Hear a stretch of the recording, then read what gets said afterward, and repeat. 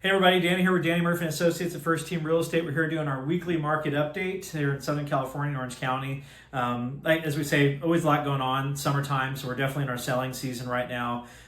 This is when we start to see more properties come on the market. They kind of start in the April timeframe, and then they tend to peak in August, so that's when the inventory continues to build through. Buyers are out, right? Summertime, so you get out of school. You get people want to try and get situated before the start of the next school year. That's definitely one of our cycles. Although in Southern California, we don't have weather issues. We're really lucky, right? That's why we pay the sunshine tax. So our market really keeps going into November, well into November even. It starts to slow down in August and September once the fall kicks in and people kind of get into school mode, and then the holidays are coming quickly. So it's hard to believe that more than half the year is over. So far this year, activity-wise across Orange County, it's been flat. So we've been flat in terms of transactions.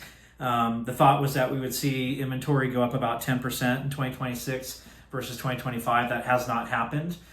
We think a lot of that's happened because a lot of the reason for that is because rates have kind of been elevated, right? So we finished the year in the high fives, low sixes. And then we moved into February, again, in the high fives, low sixes. That was really getting the market going. Buyers were definitely out. Sellers were putting their houses on the market. And then our activity overseas in the Middle East kicked in, and we saw rates quickly go up, right? So gas prices went up. That then increases the chances of inflation. Cost of goods go up around the economy.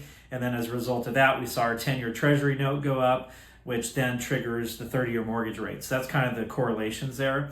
And so what's happened is since February, we've been in this elevated interest rate environment. Well, now 30-year mortgage rates are in that 6.5 to between 6.5 and 6.75% rates.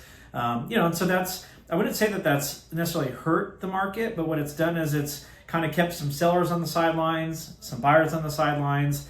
The market's still really balanced right now, so we're seeing a lot of buyer activity, but they're taking more time, so days on market have extended. So across Orange County, average days on market are in the 85 to 95 day range.